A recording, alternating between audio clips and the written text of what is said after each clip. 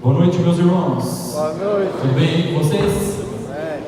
Um homem tinha um cavalo, chegou para o amigo dele e falou assim: meu cavalo obedece comandos bíblicos. Se você montar nele e falar glória a Deus, o cavalo sai correndo disparado. Se você falar aleluia, o cavalo breca. Tenta lá. Aí o amigo dele montou um cavalo e disse glória a Deus, o cavalo saiu correndo disparado. Ele, aleluia, o cavalo freava. Glória a Deus, o cavalo saiu correndo disparado. Aleluia, o cavalo brecava. Glória a Deus, o cavalo saiu correndo disparado, chegando perto do precipício, ele esqueceu a palavra, qual que é o comando mesmo? Amém, o cavalo não parava. Louvado seja Deus, o cavalo não parava. Ele chegando perto do precipício, ele lembrou de si, aleluia, o cavalo parou bem na pontinha e ele disse, glória a Deus.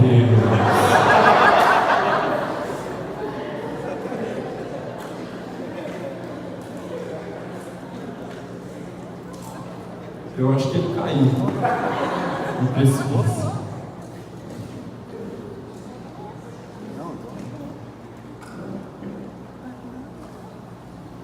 Bom, irmãos, domingo passado nós demos uma passeada em 1 Coríntios e extraímos ali algumas verdades revestidas de um caráter fundamental para a nossa vida como igreja, para a nossa vida como discípulos de Jesus e para a nossa vida coletiva também, uns com os outros. E hoje a carga que o Senhor colocou no meu coração é para a gente dar uma passeada na Epístola aos Romanos e dali também extrair alguns princípios e verdades revestidas de um caráter fundamental para a nossa vida como igreja. Então, irmãos, vamos abrir na Epístola de Paulo aos Romanos, capítulo 1, por favor.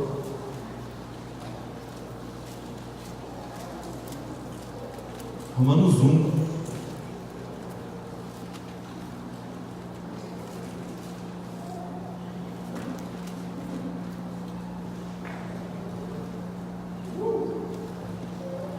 Romanos 1, versículo 1. Paulo, servo de Jesus Cristo, chamado para ser apóstolo, separado para o Evangelho de Deus. Versículo 7. A todos os amados de Deus que estáis em Roma, chamados para ser santos, graça a vós outros e paz da parte de Deus, nosso Pai, e do Senhor Jesus Cristo. Quem está escrevendo essa carta? Paulo.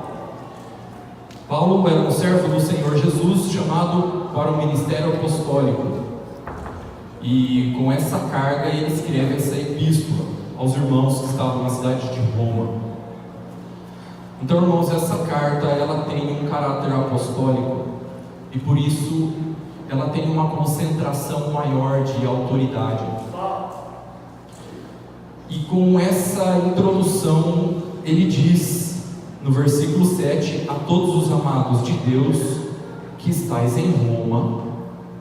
E aqui ele afirma o primeiro chamado de um discípulo de Jesus: chamados para ser santos. Esse é o nosso primeiro chamado, meus irmãos, a santidade. Deus quer que sejamos santos, que vivamos em santidade. Amém? Quer dizer para a pessoa que está do seu lado, você foi chamado para ser santo.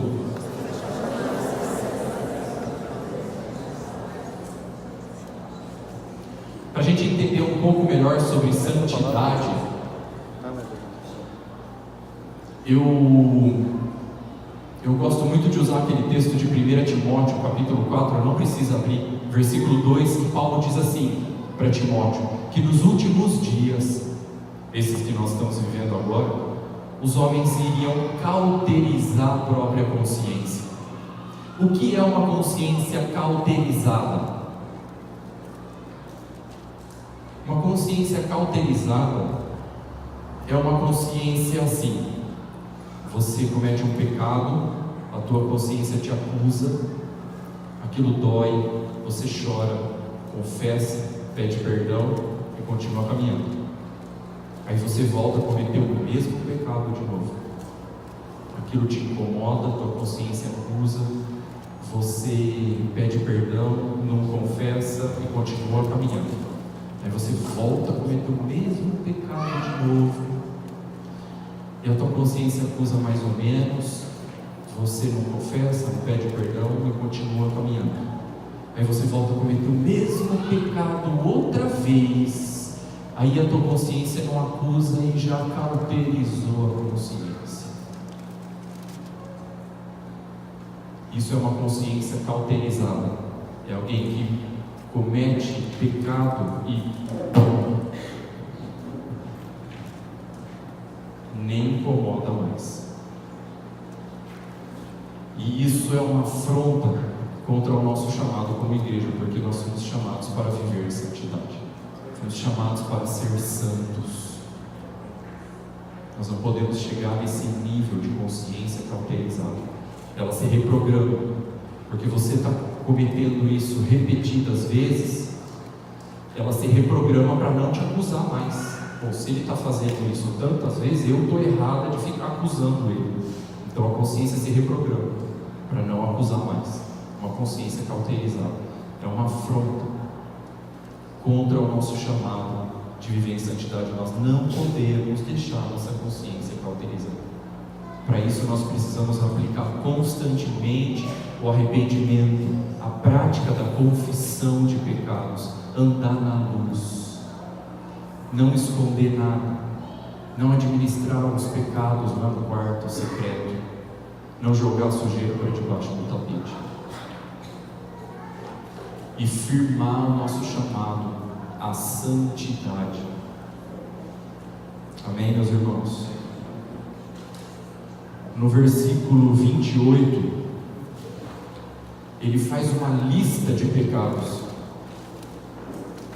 Capítulo 1, versículo 28 aí de Romanos, Paulo faz uma lista de pecados aqui, olha só.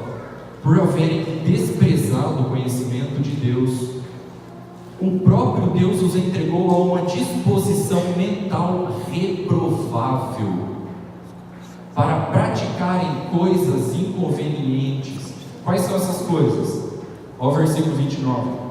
Cheios de toda injustiça, malícia, avareza, maldade, possuídos de inveja, homicídio, contenda, dolo, malignidade, sendo difamadores, caluniadores, aborrecidos de Deus, insolentes, soberbos, presunçosos, inventores de males, desobedientes aos pais, insensatos, pérfidos, sem afeição natural e sem misericórdia. Ora, conhecendo eles a sentença de Deus, de que são passíveis de morte os que tais coisas praticam, não somente as fazem, mas também aprova os que assim procedem. Aqui ele traz uma lista de pecados que vem para manchar o nosso primeiro chamado como igreja, que é viver em santidade. Amém, meus irmãos? Eu tenho aqui uma lista de perguntas para fazer para você mensurar como anda o teu caráter, como anda a tua santidade. Deus aprova a tua conduta? Tem coisas na tua vida que te envergonhariam se os teus irmãos soubessem? Você vive uma vida santa ou vive na prática de pecado? Você tem caído em pecados sexuais? Você está limpo no manejo do dinheiro? Você tem mentido? Você está em paz com todos os teus irmãos?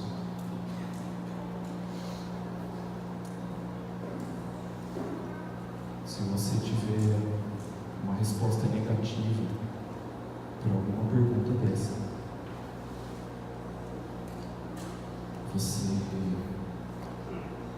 as coisas para acertar com o Pai. E eu quero te encorajar a sair dessa situação. Largar o pecado, confessar, trazer para a luz, pedir ajuda, se humilhar. Não coloca esse esqueleto dentro do armário. Um dia ele vai sair fedido para fora.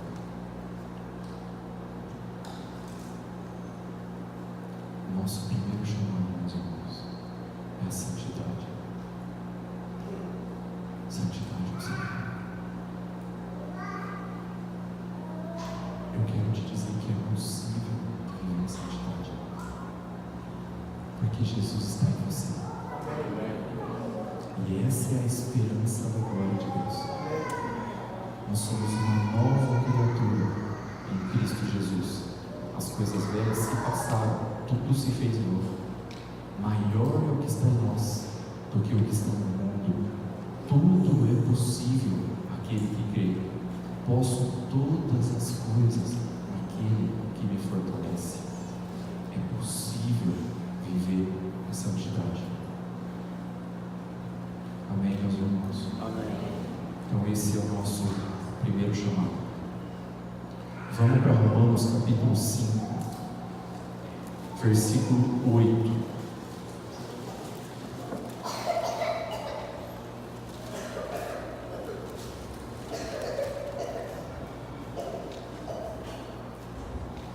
Mas Deus prova o seu próprio amor para conosco pelo fato de ter Cristo morrido por nós, sendo nós ainda pecadores. Segunda verdade fundamental aqui que nós precisamos botar os nossos olhos: Jesus morreu pelos nossos pecados. Amém, irmãos? Quer dizer para a pessoa que está do seu lado: Jesus morreu pelos teus pecados, meus irmãos.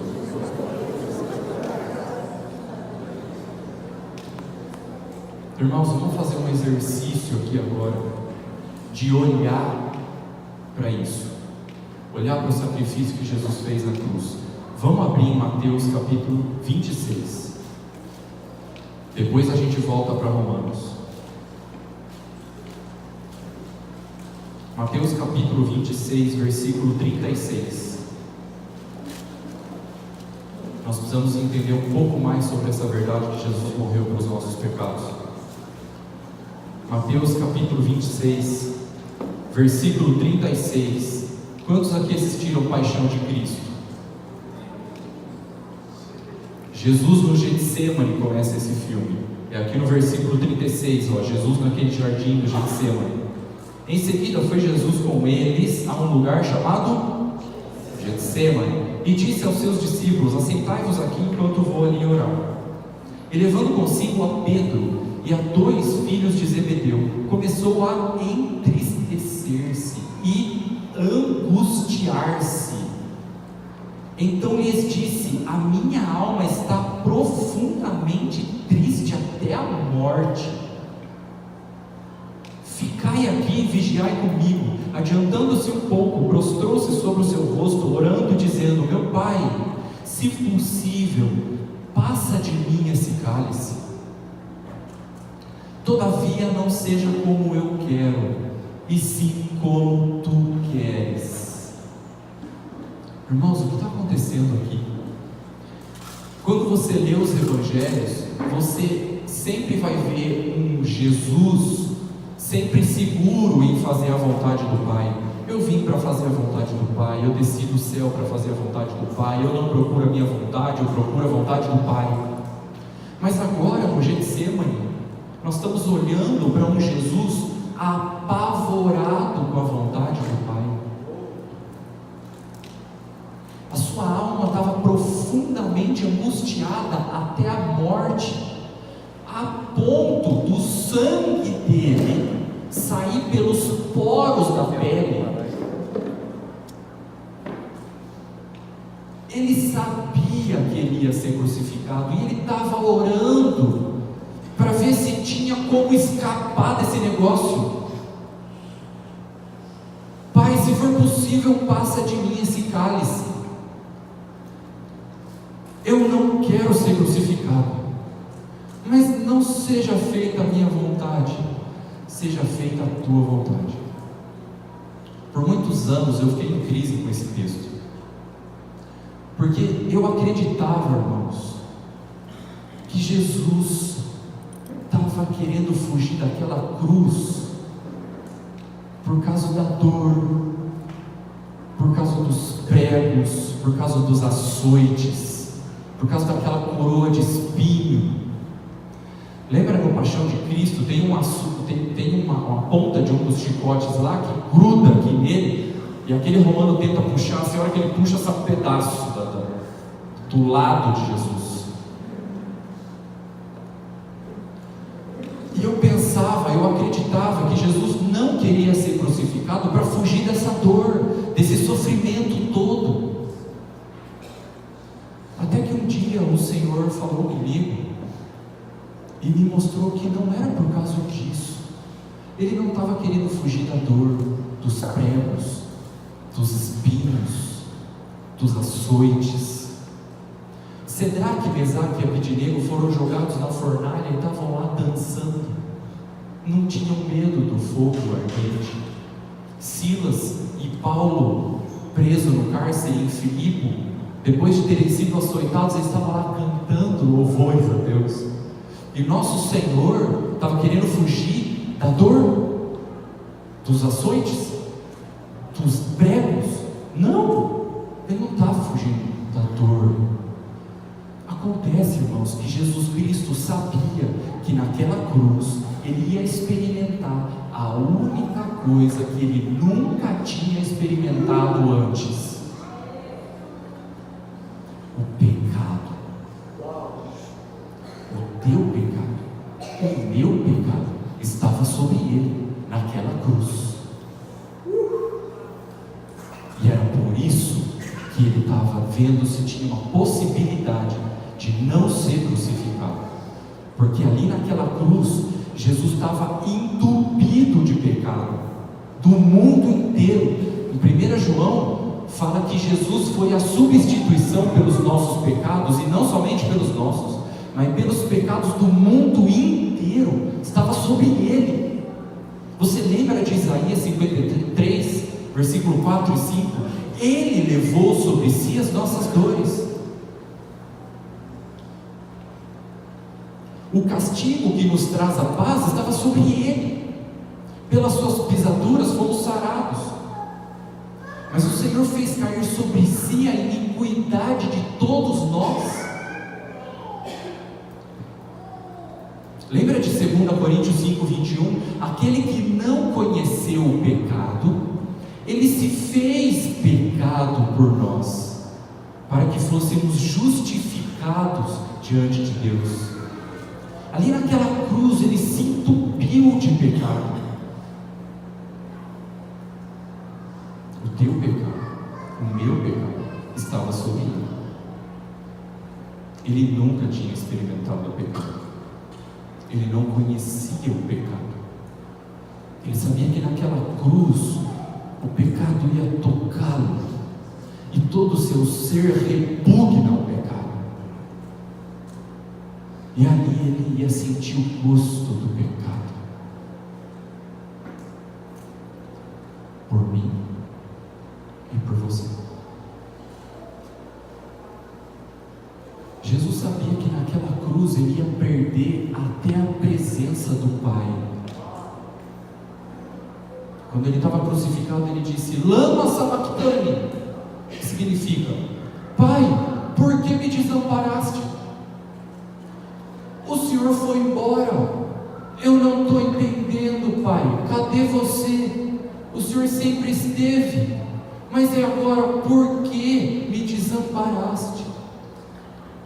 Porque Isaías 59 fala que o pecado faz separação entre Deus e o homem. E Jesus ali naquela cruz estava entupido de pecado, e aqueles pecados fizeram separação entre ele e o Pai. Jesus morreu pelos nossos pecados. Deus prova o seu amor pelo fato de ter Cristo morrido por nós, sendo nós ainda pecadores. Deus já provou o seu amor, não precisa provar de novo. Lembra de João 3,16? Deus amou o mundo de tal maneira que deu o seu Filho unigênito, para que todo aquele que nele crê não pereça, mas tenha vida eterna. Deus já amou, já provou o seu amor, não precisa provar de novo. O melhor de Deus não está por vir, já veio. O melhor de Deus é o seu Filho Jesus Cristo. Ele entregou o melhor que Ele tinha. Não tem outra coisa melhor, não tem revelação maior. Jesus é incomparável, Ele é único, não há outro. Por isso que a palavra apostólica de Hebreus fala, olhando firmemente para Jesus. Quando nós olhamos para Jesus, não tem cruz pesada demais para carregar, não tem renúncia demasiadamente grande para fazer, em comparação com a sublimidade de Cristo, para que eu seja achado nele. Nós precisamos, irmãos, como igreja, urgentemente, botar os nossos olhos em Jesus e nunca mais tirar dali. Amém. Olhar para Jesus, irmãos, não é você ficar tentando aqui imaginar um Jesus com a tua mente humana, por mais criativa que ela seja. Olhar para Jesus é você colocar a sua atenção, concentração interior nas coisas que a Bíblia diz sobre Jesus. O que a Bíblia diz sobre Jesus? Põe toda a tua concentração nisso. Isso é olhar para Jesus, e isso vai transformar você à imagem dele, porque todos nós com o rosto desvendado, contemplando como por espelho a glória do Senhor, somos transformados na mesma imagem dele pelo Espírito. Amém. Quando que o Espírito nos transforma? Quando olhamos para Jesus. Você põe toda a tua concentração interior naquilo que a Bíblia diz sobre Jesus Cristo. E agora, nós estamos fazendo isso. Nós estamos olhando para Jesus, contemplando a morte do Cordeiro, substituindo os nossos pecados, provando o seu amor. A partir de hoje você nunca mais vai poder dizer que Deus não me ama, porque Deus já provou seu amor. Amém, meus irmãos? Amém. Romanos capítulo 6. Vamos voltar para Romanos. Romanos capítulo 6, versículo 3 e 4.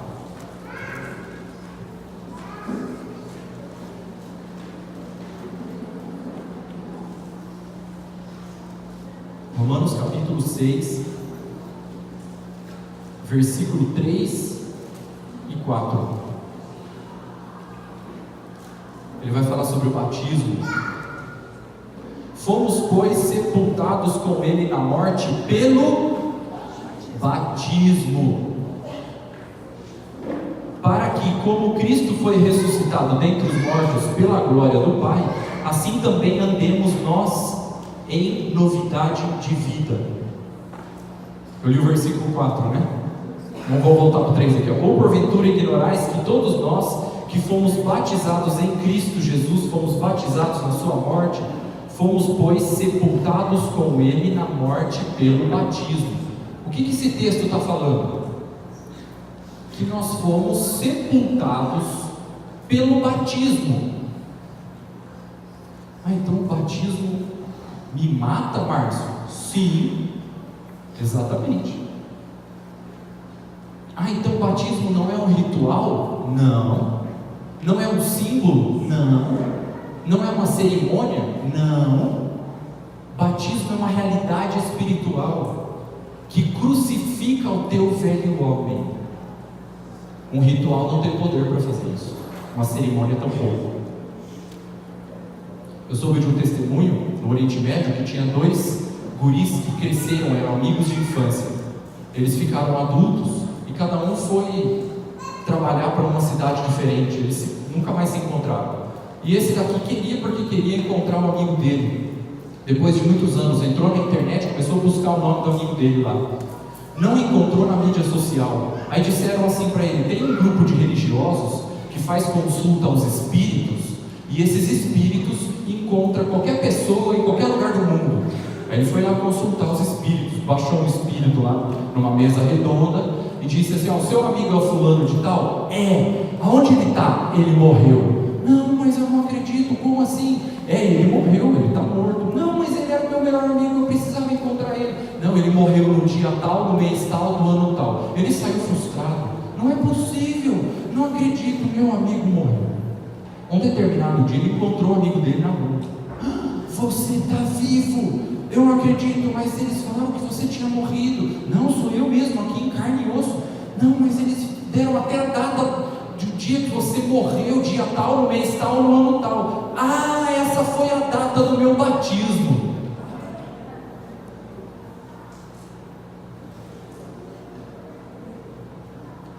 Porque batismo tem valor no mundo espiritual. Os demônios nem te enxergam mais. O batismo crucifica aquele teu velho homem escravo do pecado. E agora você é uma nova criatura. Você pode andar em novidade de vida, andar em santidade. Amém, irmãos?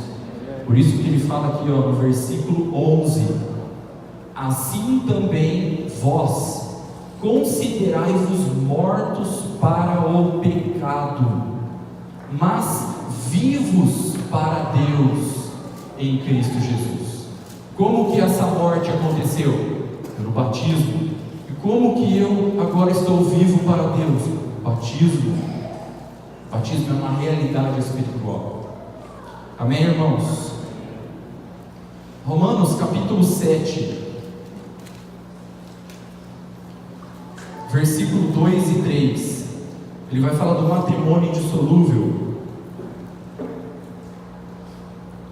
Ora, a mulher casada está ligada pela lei ao marido enquanto ele vive. Mas se o mesmo morrer, desobrigada ficará da lei conjugal, de sorte que será considerada adúltera se, vivendo ainda o marido, unir-se com outro homem. Porém, se morrer o marido, está livre da lei e não será adúltera se contrair novas núpcias. Paulo está dizendo aqui que o casamento é indissolúvel. Fica esse tema aberto para você daqui em diante examinar as Escrituras, junto com o Espírito Santo, buscar ouvir a voz do Senhor.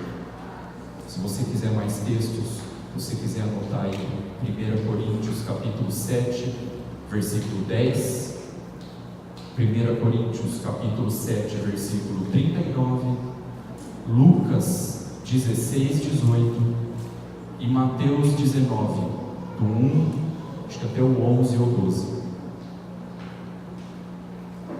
Nós não podemos fugir desse assunto, não precisamos ter medo disso, porque é uma palavra de Deus, está na Bíblia para todo mundo ler, e nós precisamos também fazer ajustes na vida da igreja com esse assunto. Amém, irmãos? Romanos capítulo 10, versículo 9.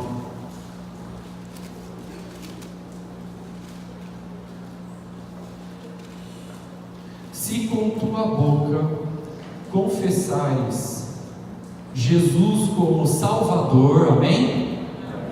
Por que amém? O que está escrito aí? Senhor.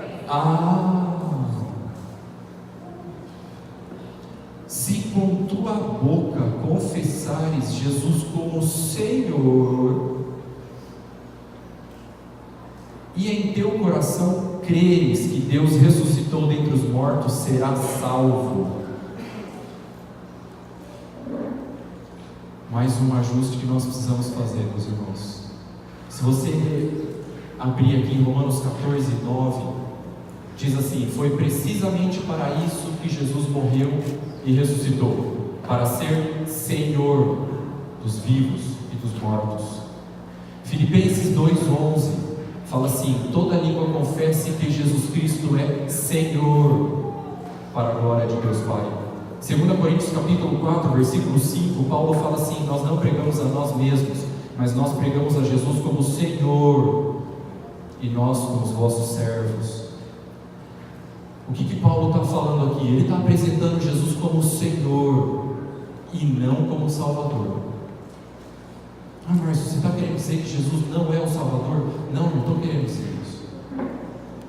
Eu estou querendo dizer que esse texto de Romanos 10, 9 está nos falando o seguinte: que Jesus não é Salvador daquele que ele não é Senhor. O que acontece é que entrou uma tradição no meio da igreja, que se eu levantar a minha mão e aceitar Jesus como meu único e suficiente Salvador, isso me bota um bilhete de garantia no bolso para entrar nos céus. E isso é um grande engano. Eu li a Bíblia 13 vezes inteira, de capa a capa.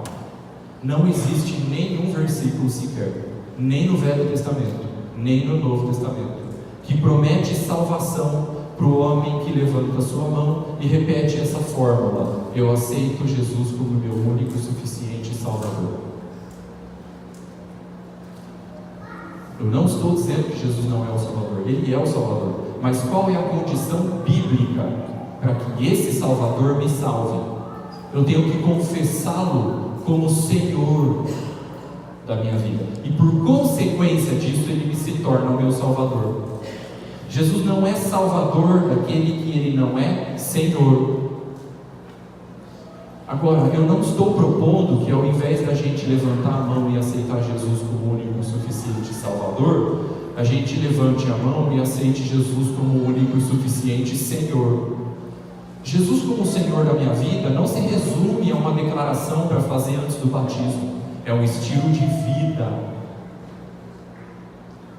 Porque a palavra confessar não é dizer com a boca. A palavra confessar aqui significa você confirmar na tua própria vida que Jesus é teu Senhor. Só que se não tiver senhorio de Cristo na tua vida, no dia a dia, não tem salvação. Ou você acha que existe um bilhete de garantia no teu bolso de entrada nos céus? Sabe quantas vezes o Novo Testamento apresenta Jesus como Salvador? 26 vezes. Sabe quantas vezes o Novo Testamento apresenta Jesus como Senhor? Mais de 600 vezes. Não é um detalhe menor. Deus está gritando: Jesus Cristo é o Senhor. E esse é o Evangelho, meus irmãos. Qual Evangelho você recebeu? Jesus Cristo é o Senhor, e eu submeto toda a minha vida debaixo do seu senhorio. É Ele que decide o que é certo e errado na minha vida. A minha entrega é sem reservas, é total, é 100%. Eu não uso Deus como um salvador, quebra-galho, um garçom,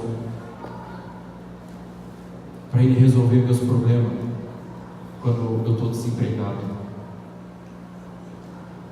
Jesus Cristo é o Senhor, e é esse o Evangelho que os apóstolos pregaram. Parece que a igreja precisa passar por uma nova reforma, né? Jesus Cristo é o Senhor, meus irmãos. E se você submete toda a sua vida ao senhorio dele, ele se constitui consequentemente o teu Salvador. Amém, meus irmãos? Romanos capítulo 12.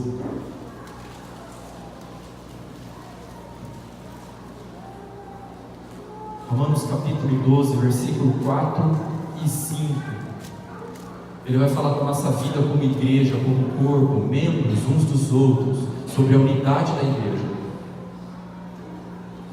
Romanos capítulo 12, versículo 4. Porque assim como num só corpo temos muitos membros, mas nem todos os membros têm a mesma função, assim também nós, conquanto muitos, somos um só corpo em Cristo e membros uns dos outros.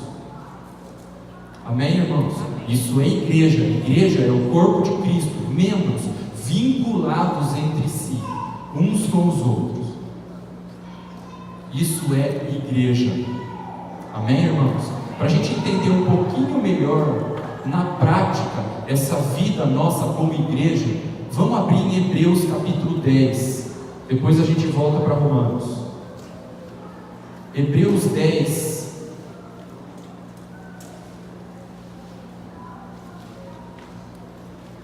(26).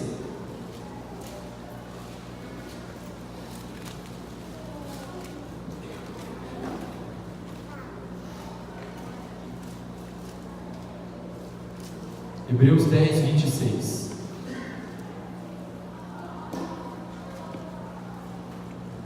Porque se vivermos deliberadamente em pecado, depois de termos recebido o pleno conhecimento da verdade, já não resta sacrifício pelos pecados. Uau! Que pecado sério é esse? Que pecado é esse, irmãos? O versículo 25 responde essa pergunta. O versículo anterior, o que fala no versículo anterior? Não deixemos de congregar, como é costume de alguns. E no versículo 26 ele explica: porque se vivermos deliberadamente, conscientemente, a gente cometer esse pecado, já não resta mais sacrifício. Não deixe de congregar, meu irmão. Não deixe de congregar. Um versículo explica o outro. Acontece que a sociedade bíblica colocou um título entre o versículo 25 e o versículo 26.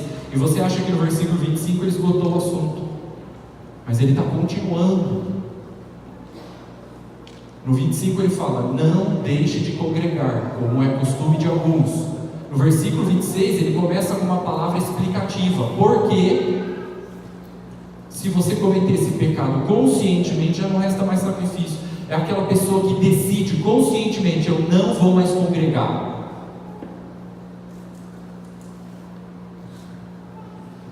Quer dizer para o irmão que está do seu lado: não deixe de congregar, meu irmão.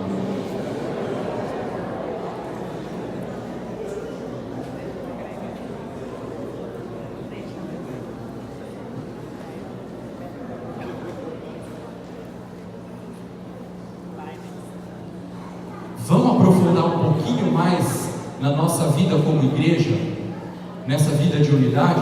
Vamos para Salmo 133. Vamos lá para o Salmo 133.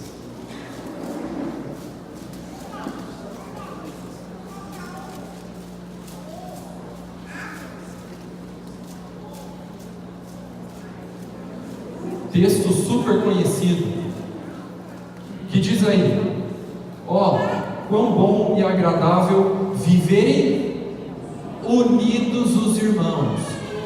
Viver unidos os irmãos é bom e agradável. Amém? É como óleo precioso sobre a cabeça e desce sobre a barba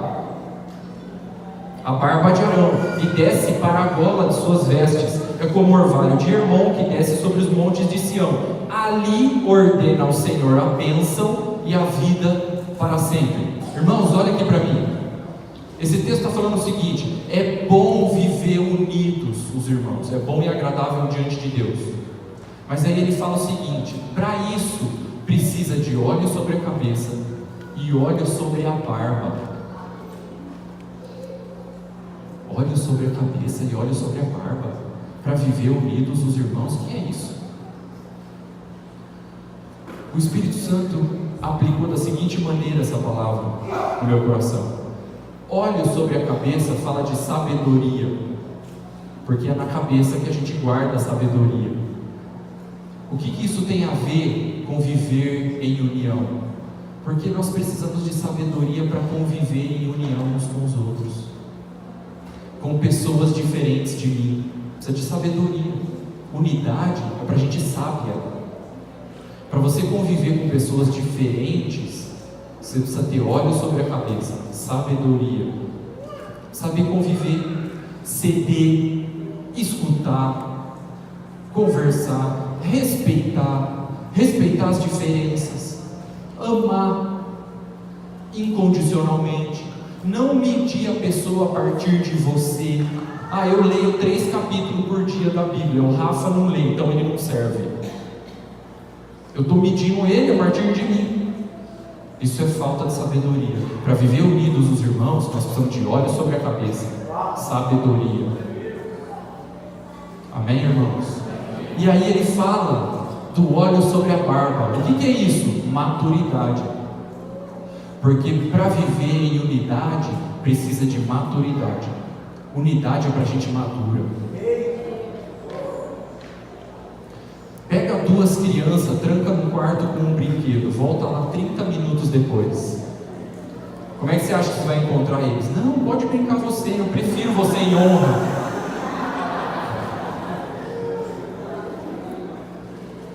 Não é assim?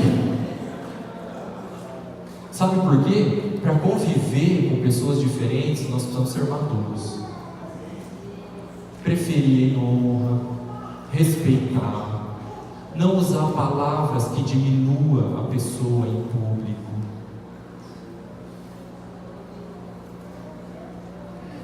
O Érico não me cumprimentou, não vou na reunião também. Aí faz um bico desse tamanho.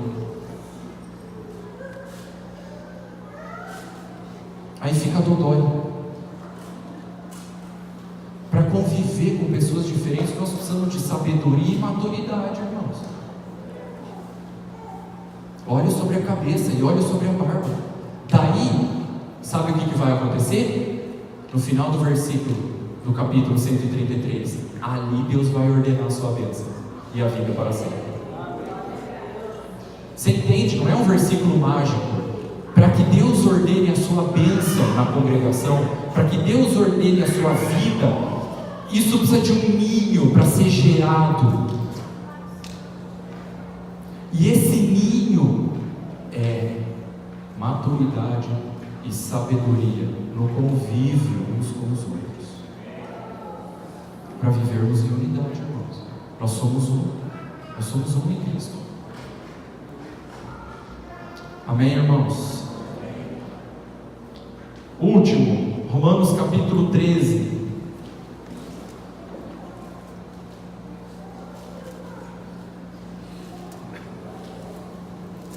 Romanos capítulo 13, versículo 1.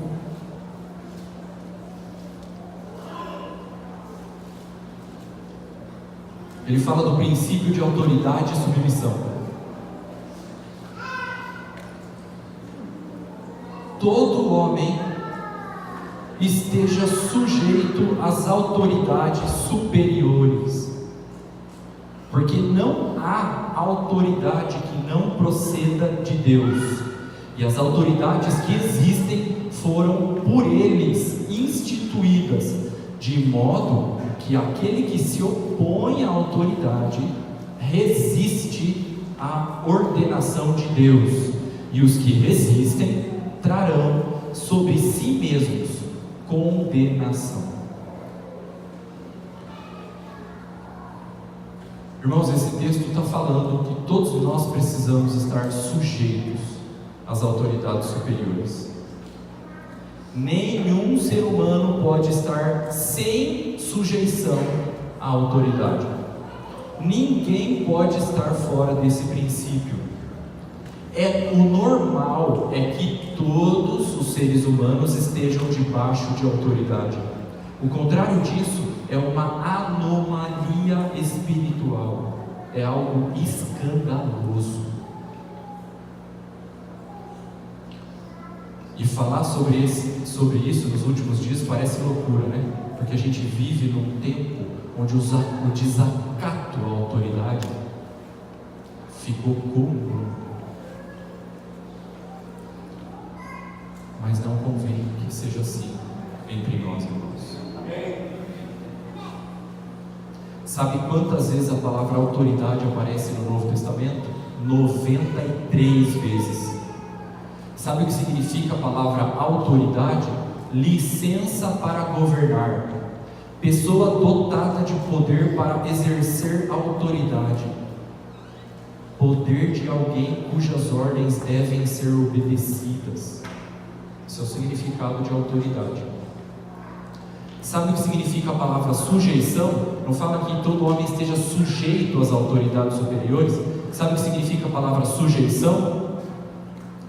Organizar sob o controle de alguém.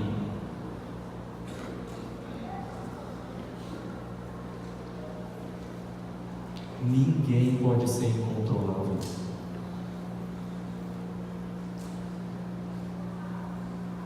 Sujeição também significa atitude voluntária de ceder, dar o braço a torcer. A autoridade deve ser a primeira coisa que a gente identifica quando a gente chega em algum lugar. Chegou em algum lugar? Quem é a autoridade? E se sujeitar.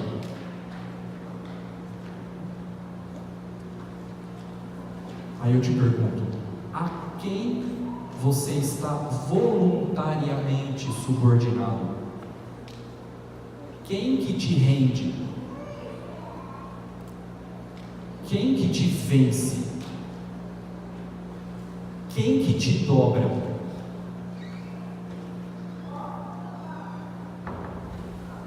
Ninguém vence você. Ninguém te dobra. Ninguém fala não para você. Você está se opondo às autoridades.